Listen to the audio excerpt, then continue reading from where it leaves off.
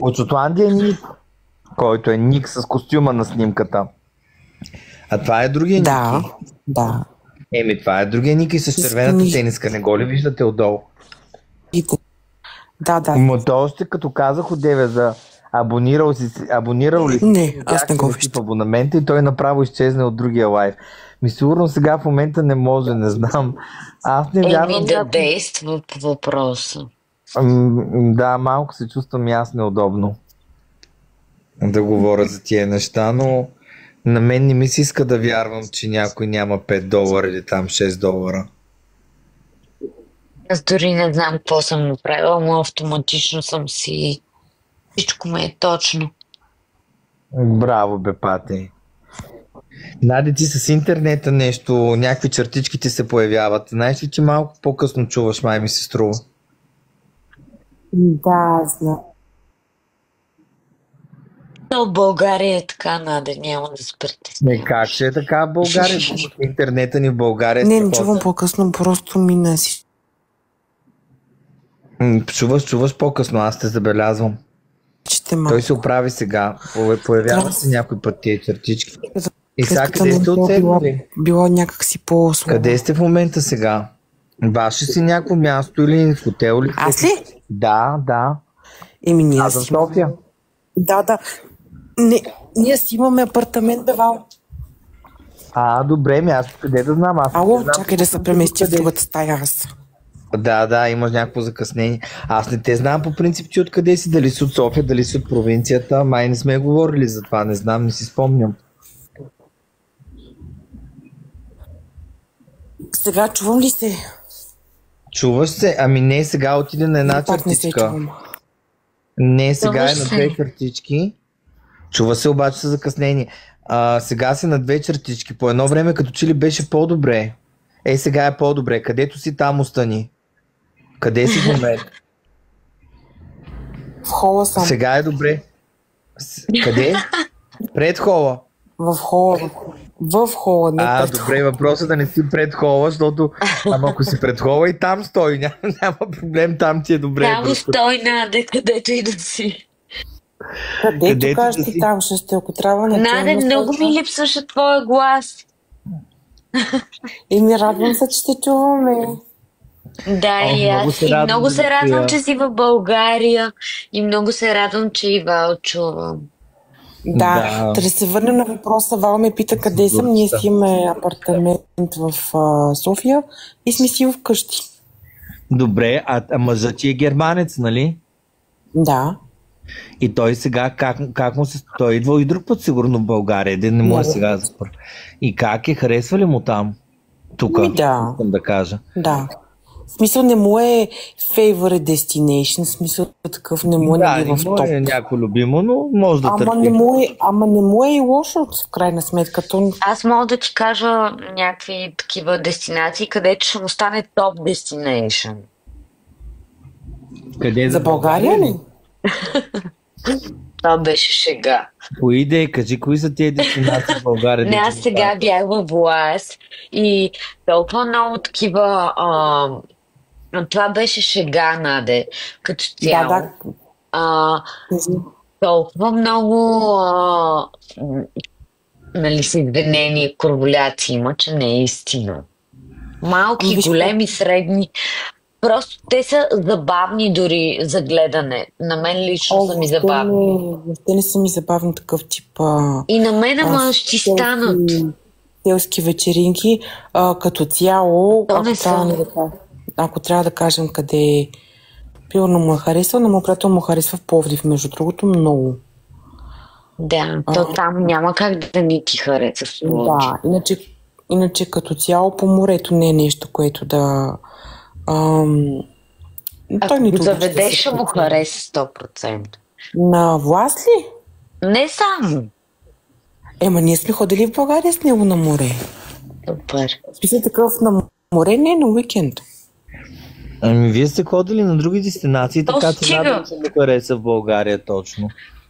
Вие в Дубай бяхте, къде ли не.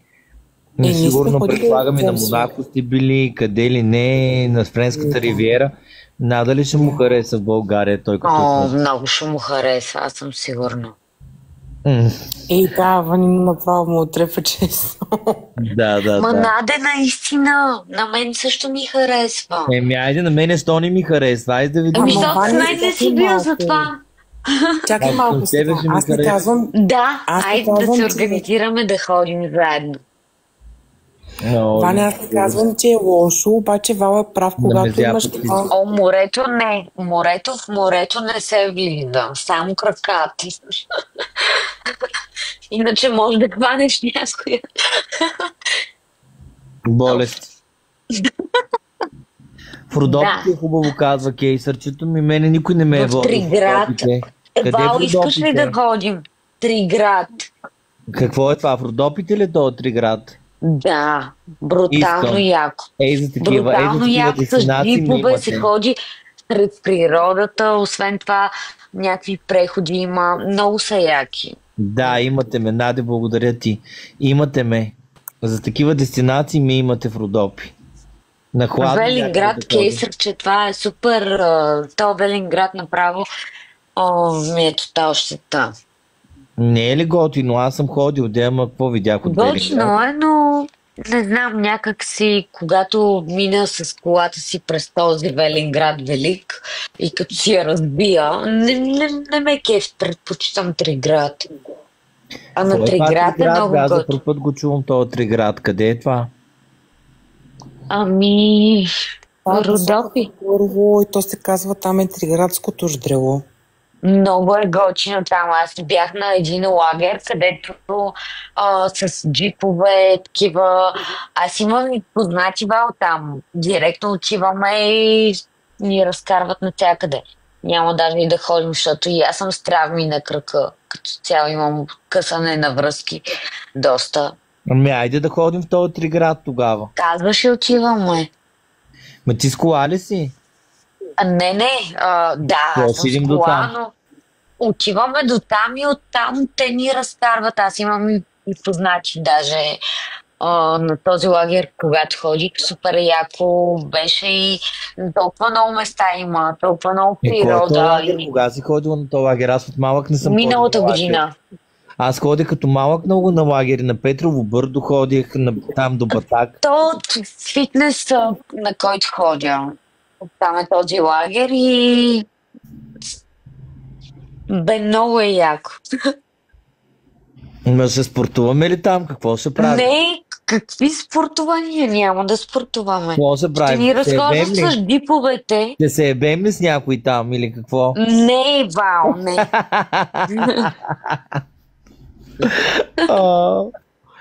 Айде да само взимаме ако изкочи нещо хубаво. Ами кейсъра да взимаме с нас. Кейсъра, той е в Германия с Кейси. Той ще дойде, бе, какво? А ще дойде, чакай ти.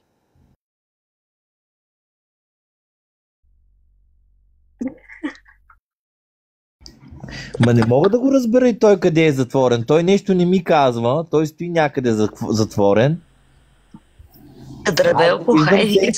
Аз го виждам видях го в нещо като бунгало. Беше и отвънка излиза на терасата и лежи само. Аз така го виждам кейсърчето. Айде, ти го почна като мене. И само го виждам как се излегнал някъде и мързелува. И отвънка излиза така на верандичката и айде. Това е. Като бунгало беше нещо. Като лятна такава. Палатка направо. Не палатка, ама така беше някаква... нещо дървено беше сега, как да го кажа. Не издържа с тебе. Добре, защо? И какво толкова казах?